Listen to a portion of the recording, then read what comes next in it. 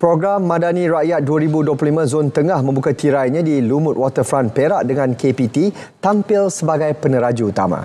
Bertemakan pendidikan tinggi, pemacu negara madani, program ini memberi tumpuan kepada pembangunan modal insan dan keterangkuman pendidikan tinggi. Timbalan Ketua Setiausaha Pengurusan dan Pembangunan Datuk Muhammad Azhan Muhammad Amir berkata, KPT menampilkan pelbagai inisiatif yang merangkumi akses pendidikan, latihan kemahiran dan peluang penempatan kerja.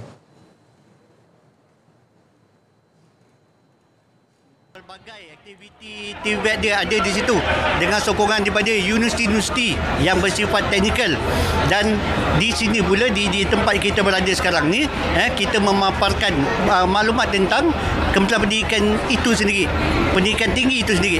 Kita ada, kalau kita tengok dekat belakang kita ni, kita ada bahagian beasiswa yang memberikan maklumat kepada rakyat jelata tentang program-program beasiswa yang ditawarkan. Jadi semua ni kita bawa ke sini, kita nak tunjukkan kepada masyarakat inilah antara lain fungsi Kementerian Pendidikan Tinggi itu sendiri.